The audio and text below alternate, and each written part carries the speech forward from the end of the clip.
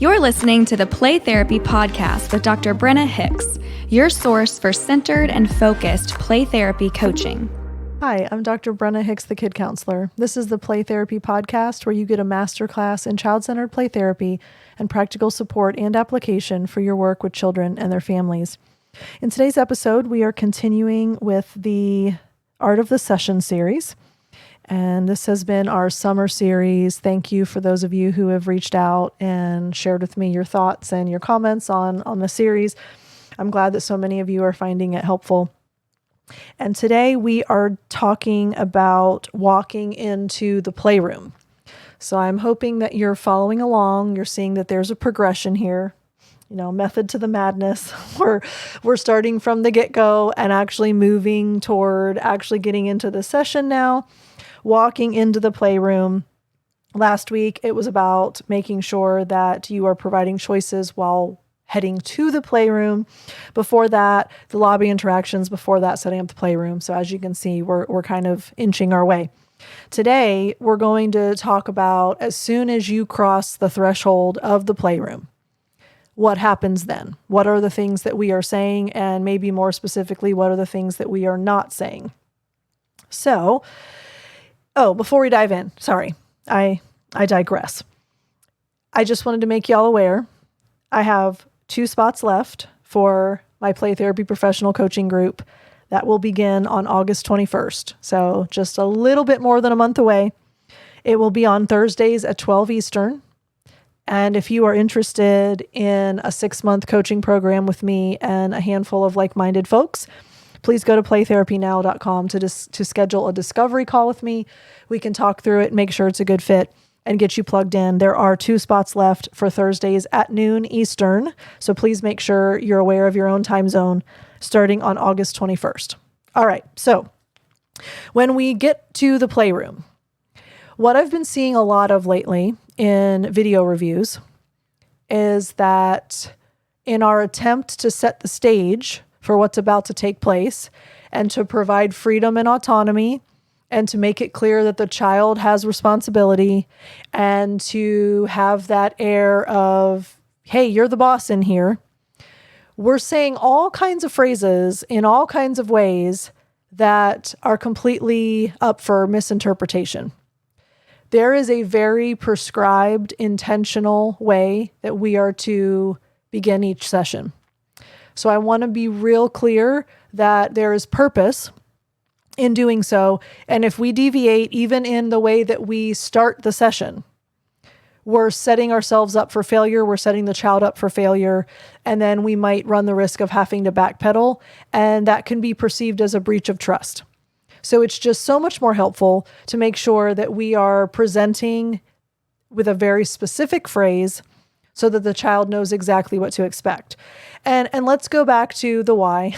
No surprise. We have to be mindful that nowhere else in the child's world is there consistency like there is with us. Nowhere else is there predictability. Nowhere else is there stability.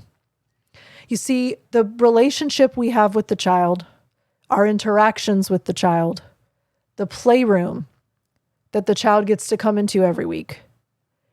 It is a very unique scenario for a child where everything else in their life is up in the air and unknown and unpredictable. So there's a lot of intention in our communication, in our process, in the way that we interact, especially even in the environment of the playroom. That's why we want the toys in the same place. That's why we want them to be arranged the same. That's why there's a scenario where everything feels inviting, ready to use. They know where to find it. And yes, every once in a while, something is buried underneath something else or something gets left in the sand and a kid really wants it. This isn't about perfection. It's just about the aura of having things the same. Sameness is powerful in CCPT. And likewise, what we say to the child at the start of every single session, it should be exactly the same. Do we feel and sound like a broken record? Yes. Do children sometimes cut us off and say, yes, I know, just like when we give them empowerment choices? Yes, but it does not stop us from doing so. So our phrase, without fail, every single time at the start of the play session is, okay, child's name. This is our special playtime. You can choose to play with all the toys in most of the ways that you want. Every single time, that specific phrase, name, this is our special playtime. You can choose to play with all the toys in most of the ways that you want. And then we are no longer governing anything that happens in that session. That's our last hurrah, if you will, for having any kind of need to say or do anything. It's establishing expectations for our session. And that phrase matters because here's what I'm seeing in sessions a lot lately. Therapists saying things like, you can do whatever you want in here. Yikes. Family Feud, where they get the answer that is not on the board and there's that terrible sound and the big red X shows up on top of the screen. That's what I feel like doing on sessions like that. Like, with a massive red X. No. Not because I'm being a dictator, because you are going to get bitten in the butt so fast with saying something like that. Lord help us. You can do whatever you want. No way. Never should a child be told they can do whatever they want. Lord help us. We're going to have painted handprints on the wall. We're going to have ripped up carpet. We're going to have shredded curtains. We're going to have bloodied lips and bruised faces. And oh my gosh. And here's the thing. As soon as we say you can do whatever you want, and then the child literally does whatever they want, the second we try to set a limit, it's a fracture and it's a rupture in the relationship. And the kid's going to say and feel, you said I could do whatever I wanted in here. Yikes. There's purpose in our phrases. We know this. That's why we say our reflection of feelings exactly the same way every time. That's why we give choices exactly the same way every time. That's why we set limits exactly the same way every time. Everything that we do in CCPT has purpose.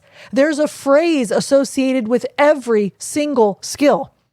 That's why I harp on adherence, y'all. Trust me, look, I've thought about this so many times, and I've actually never said this out loud. It's just been my internal dialogue, but here I am pouring it out into the airwaves for all eternity.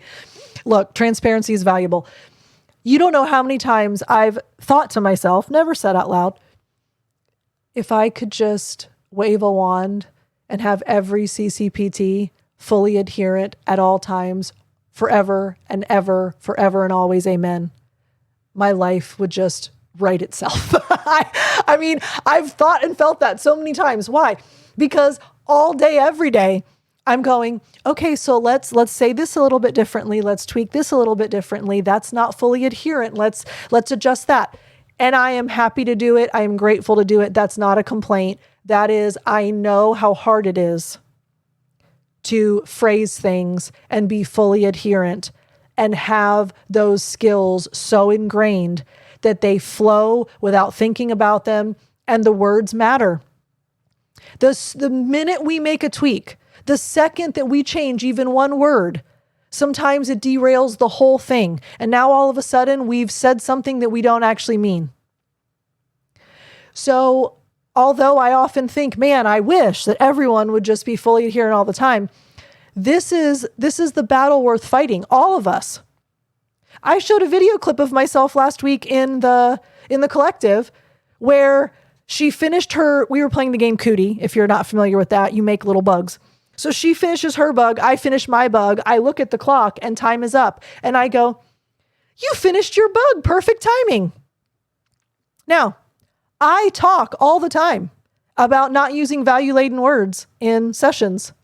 And there it came out of my mouth, perfect timing. Now, I didn't praise her with a value-laden word. I didn't say good job on your bug. But I said perfect timing, and perfect is unequivocally a value-laden word. And I was like, and there I am fighting the battle of making sure that my phrases and the skills are fully adherent and that there's purpose behind them. I know that we avoid value-laden words in the playroom. And there it came out of my mouth. So there is no expectation of perfection, but we need to understand why we say the things that we do. Why do we say, this is our special playtime? You can choose to play with all the toys in most of the ways that you want to. Full autonomy, full freedom, full control, but sometimes limits are needed. So the most of the ways that you want is our way to bring in a limit if it is necessary. Without saying that, as soon as we try to set a limit, kid bristles because we told them that they had complete freedom. Most of the ways that you want to implies every once in a while, you might choose to do something that needs a limit. The phrase is so purposeful, y'all. Very carefully constructed to do exactly what we want it to do. It doesn't make a child feel that there are all kinds of rules. It doesn't make a child feel that they have constraints all over them. It actually makes them feel the opposite. I can play with all the toys? Wow. In most of the ways that you want. Okay. Another thing that therapists say a lot is, you can do anything you want in here. No, you cannot. Not even close. Because the second that you whack me in the face with nunchucks, there's going to be a limit set. The second that you try to color on the carpet with permanent markers in my playroom, there's going to be a limit set. The second that you start breaking my arrows that go in my crossbow over your knee, there's going to be a limit set. You cannot do anything you want in a playroom. You cannot do whatever you want in a playroom. We need to make it real clear that if needed, there are limits. That's where the most comes in. Now, let me go to the opposite end of the spectrum.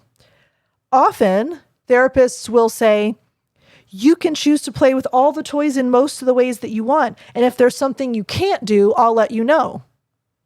Ooh, okay. Let's backpedal there. Now I'm in authority. I'm in charge. And I get to decide what's okay and what isn't. And you're at the mercy of my decisions and what I think is okay. That doesn't need to be added on. You can play with all the toys in most of the ways that you want. There's already an implication that you might need to set a limit. We don't need to preemptively tell the kid that we're going to set a limit if they're doing something that they can't do. Just by saying if there's something you can't do, we're in charge.